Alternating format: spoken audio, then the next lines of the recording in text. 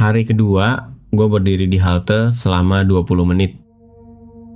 Tramnya lewat 3 kali, gue gak naik satu pun.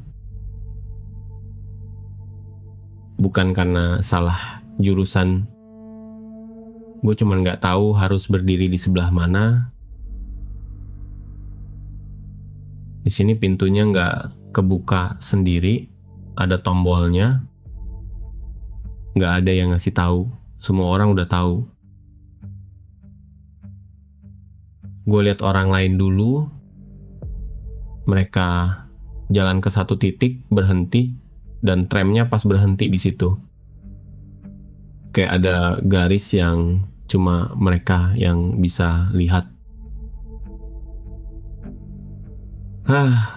Di eskalator juga.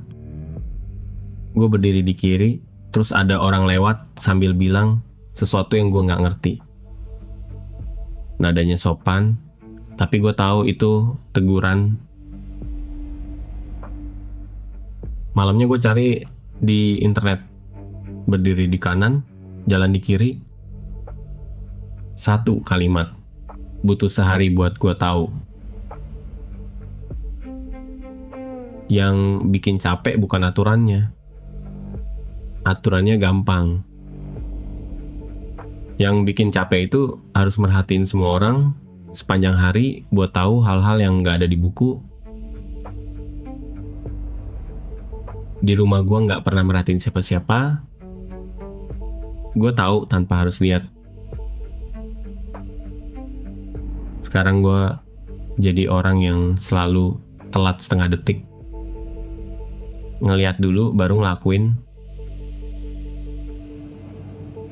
Besok gue ke halte lagi, berdiri di titik yang sama kayak orang-orang.